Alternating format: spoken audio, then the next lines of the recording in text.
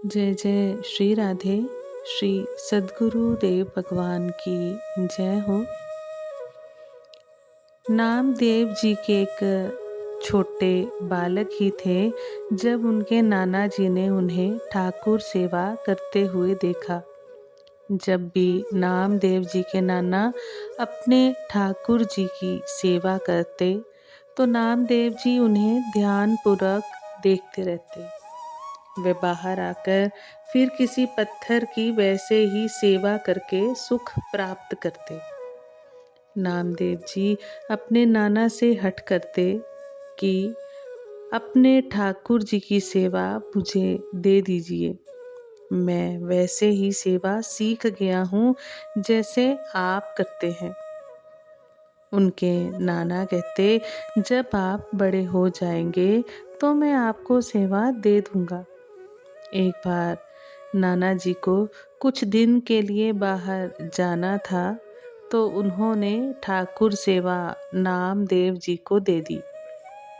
उन्होंने नामदेव जी से कहा, पहले ठाकुर जी को दूध पिलाना और भोग लगाना, उसके बाद ही तुम खुद खाना। नामदेव जी के हर्ष का ठिकाना ना रहा। नामदेव जी ने ठाकुर जी के लिए मेहनत करके बहुत स्वादिष्ट दूध बनाया और ठाकुर जी के सामने रखा। नामदेव जी का प्रयास देखकर ठाकुर जी मुस्कुरा दिए। ये देखकर नामदेव जी भी खुश हो गए। आज तक नाना जी को भी ये मुस्कुराहट नहीं मिली थी। नामदेव जी सोचते रहे कि शायद मैं सामने खड़ा हूँ इसलिए ठाकुर जी दूध नहीं पी रहे। उन्होंने फिर पर्दा हटाकर देखा तो अभी भी ठाकुर जी ने दूध नहीं पिया था। वो विकल थे कि अगर ठाकुर जी ने दूध नहीं पिया तो नाना जी मेरी सेवा बंद कर देंगे।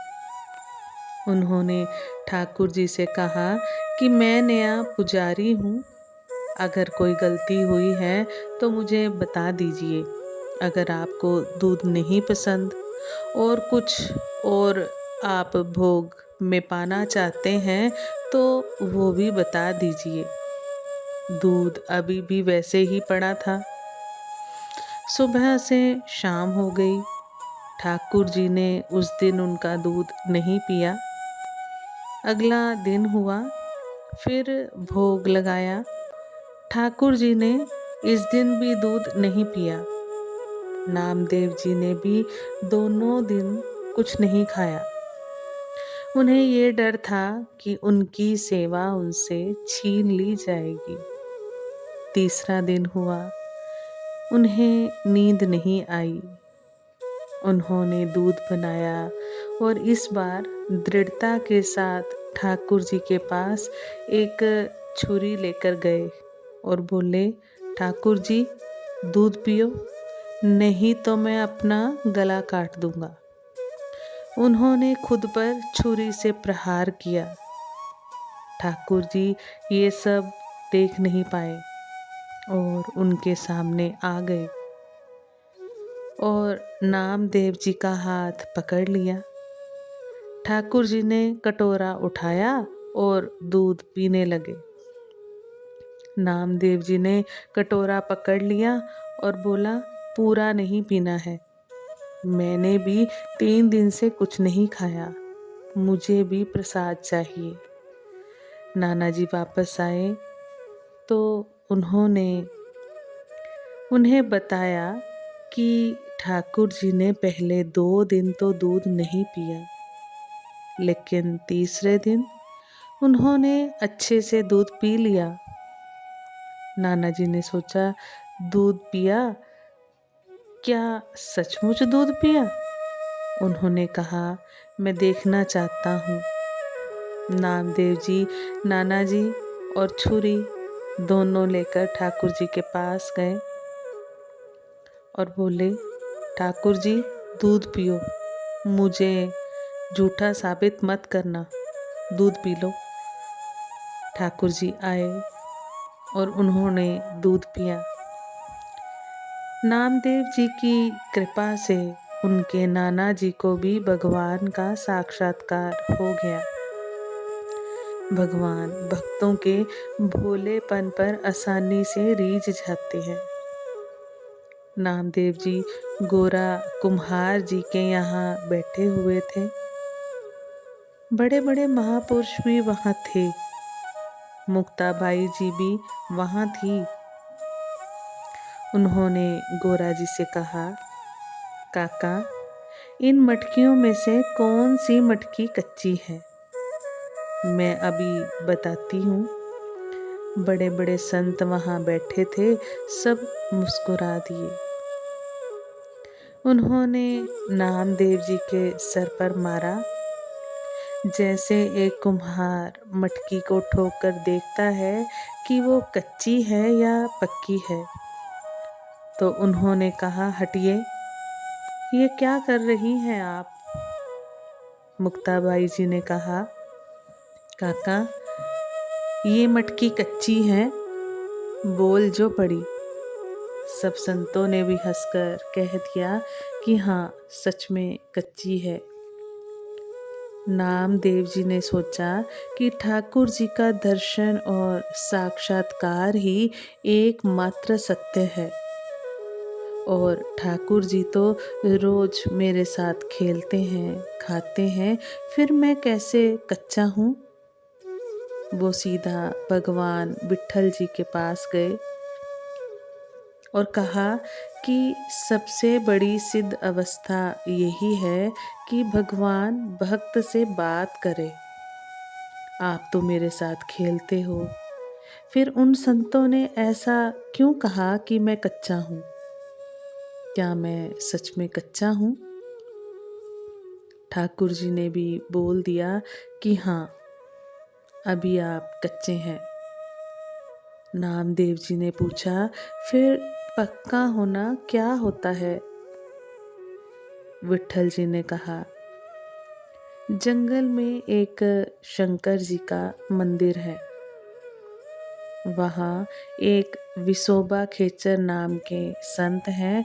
आप उनके चरणों में बैठें और वो जो उपदेश करें, आप उनका पालन कीजिए, फिर आप पक्के हो जाएंगे।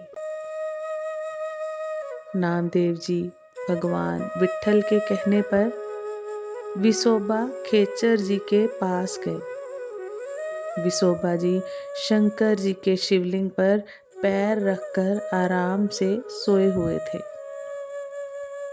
नामदेव जी ने सोचा कि कोई साधारण आस्तिक इंसान भी ऐसा नहीं कर सकता, लेकिन भगवान ने मुझे इनको गुरु बनाने को कहा है, बात समझ नहीं आई।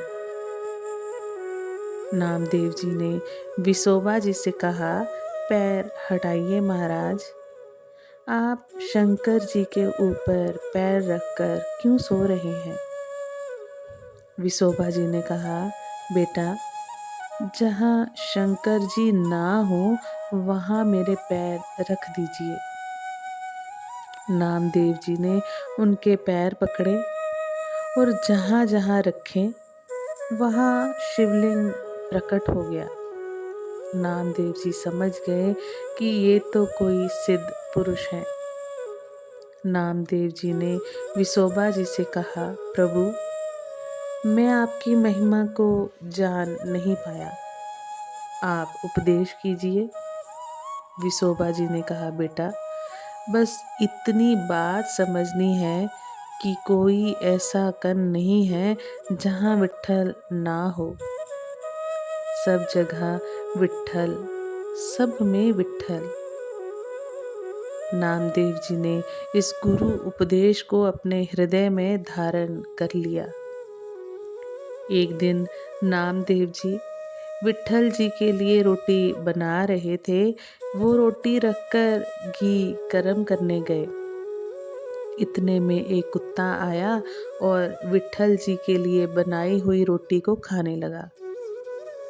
नामदेव जी ने कुत्ते से कहा, प्रभु, ऐसे रूखी रोटी मत खाओ, मुझे इस पर घी लगाने दो, पहले घी लगाने दो। और उस कुत्ते के पीछे वो दौड़ने लगे। उस कुत्ते से भगवान विट्ठल प्रकट हो गए। विट्ठल जी ने कहा, देखा, तुमने मुझे पहचान लिया ना। जब तुम्हें कच्ची मटकी कहा गया था तो तुम मंदिर में मुझसे शिकायत करने आए थे। और आज जब गुरु कृपा हो गई और आप पक्के हो गए तो आपने कुत्ते में भी मुझे ढूंढ लिया। एक दिन नामदेव जी ने भगवान विट्ठल जी से कहा कि अब आप कितना भी छुपो, मैं आपको पहचान लूँगा। विट्ठल जी ने कहा, अच्छा ठीक है, देखते हैं। एकदम से नामदेव जी के मन में आया कि मंदिर में बड़ा कोलाहल हो रहा है।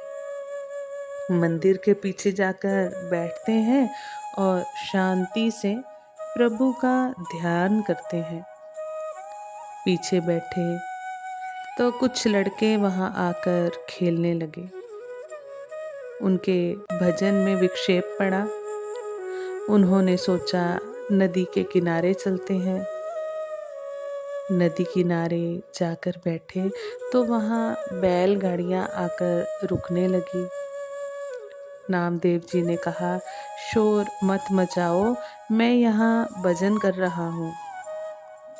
एक बैलगाड़ी से एक पुरुष और स्त्री गडासा, तेजदार वाला ब्लेड, उसे गडासा कहते हैं, लेकर निकले। वो आपस में बात करने लगे कि बड़ी भूख लगी है, आज कोई शिकार तो मिला नहीं, ये आदमी मिला है, इसी को मारकर खा लेते हैं। दोनों नामदेव जी के पीछे भागने लगे। नामदेव जी ने तो अपनी धोती पकड़ी और भागने लगे। नामदेव जी भाग कर विट्ठल जी के मंदिर में पहुंचे और हाँफने लगे। विट्ठल जी ने पूछा, कहाँ से भागते हुए आ रहे हो? नामदेव जी ने कहा, प्रभु, बच गया मैं तो आज। एक स्त्री और पुरुष मुझे काट कर खाने की कोशिश कर रहे थे। विट्ठल जी ने कहा, पहचान नहीं पाए ना, मैं ही तो था। नामदेव जी अपनी कीर्तन मंडली के साथ महाराष्ट्र से ब्रज होते हुए दिल्ली पहुंचे। एक बार दिल्ली के बादशाह सिकंदर लोदी को पता चला कि एक हिंदू कीर्तन मंडली में नामदेव नाम जी के एक चमत्कारी संत हैं। उन्होंने हिंदू संतों की परीक्षा लेने के लिए पूरी मंडली को वहां बुलाया। बादशाह ने नामदेव जी से कहा, अगर आप साहब भगवान से आप मिल चुके हैं तो हमें कोई चमत्कार दिखाइए। नामदेव जी ने कहा, मुझ में तो कोई सिद्धि नहीं है, मैं बस नाम कीर्तन करता हूँ और संतों के साथ रहता हूँ, मुझ में कोई भी चमत्कार नहीं है। बादशाह ने उनकी दैन्यता को अपना अपमान समझा। बादशाह ने एक गाय मंगवाई और उनके सामने ही उसकी गर्दन काट दी और बोला, अब इस गाय को जीवित करो। नामदेव जी के तो होश उड़ गए। नामदेव जी ने प्रभु से प्रार्थना की कि अपनी मर्यादा रखने के लिए गाय को आप जिंदा कर दीजिए प्रभु। मेरे में कोई सामर्थ्य नहीं है, मेरी आयु इस गाय को आप दे दीजिए। हे नाथ, आप सर्व समर्थ हैं, ये आपके भक्तों की परीक्षा लेने के लिए ये सब कर रहे हैं। जैसे ही उन्होंने ये प्रार्थना करके गाय को छुआ, उसकी गर्दन जुड़ गई और गाय उठकर बैठ गई। बादशाह ने नामदेव जी के चरण पकड़ लिए और बोला, आप कुछ भी मांग लीजिए। नामदेव ने मना किया, लेकिन बादशाह ने जबरदस्ती एक रत्नों से जड़ा पलंग अपने सेवकों के साथ उनके लिए भेज दिया। कीमती पलंग के साथ उसकी रक्षा करने के लिए सैनिक भी आए। भजन में विक्षेप ना पड़े, इसलिए नामदेव जी ने पलंग नदी में फेंक दिया। राजा को जब ये बात पता चली तो उसने इसे अपना अपमान समझा और पुनः नामदेव जी को मिलने के लिए बुलाया। नामदेव जी ने उन्हें कहा, वो पलंग मेरे भजन में बाधा पहुंचा रहा था, इसलिए मैंने उस पलंग को फेंक दिया। राजा ने कहा, मुझे वैसे ही पलंग की आवश्यकता है। अगर आपने पलंग नदी में ना फेंका होता तो मैं उसकी नाप लेकर नया पलंग बनवा सकता था। नामदेव जी समझ गए कि एक और परीक्षा आ गई है। नामदेव जी राजा को नदी के पास लेकर गए और नदी में से उसी पलंग जैसे 20 पलंग निकाल कर उसके सामने रख दिए। नामदेव जी ने कहा, हमारे प्रभु की इस सृष्टि में किस चीज की कमी है? बादशाह समझ गया कि इन हिंदू भक्तों में कुछ विशेष चमत्कार जरूर है।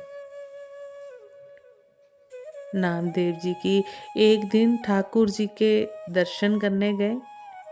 उन्होंने सोचा मंदिर में बहुत भीड़ है और पादुका बहुत मुश्किल से मिली है। वे दैन्य और गरीब थे।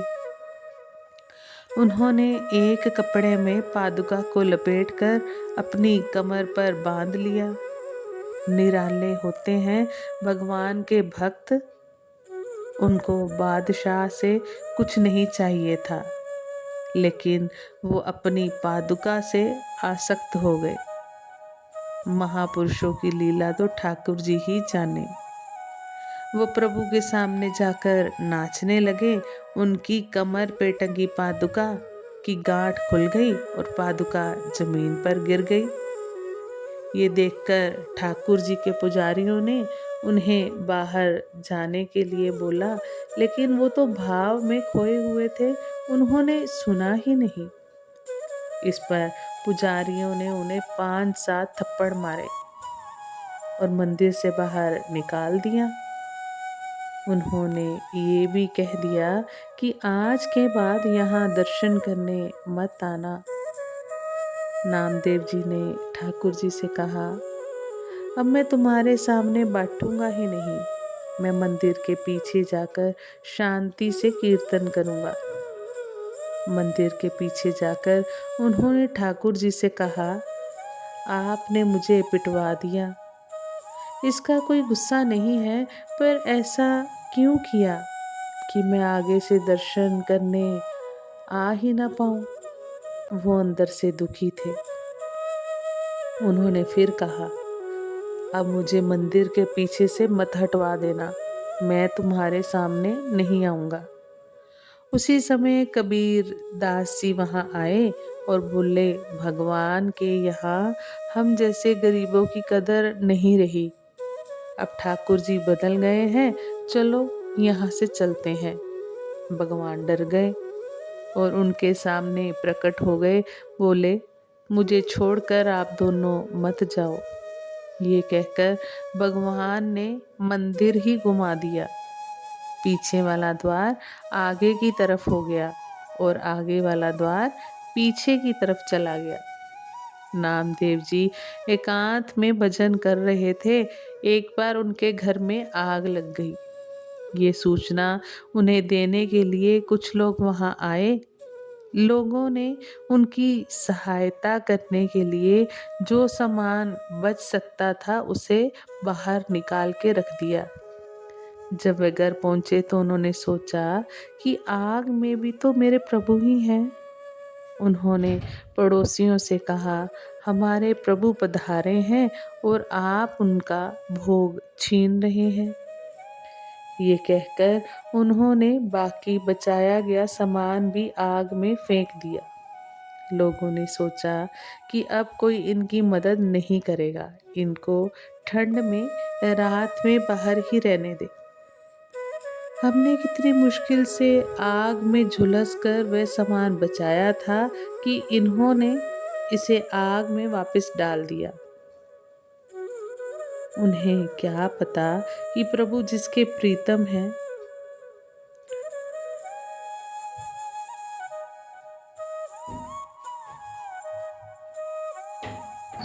वह निश्चिंत होकर उसी राख की ताप में लेट गए।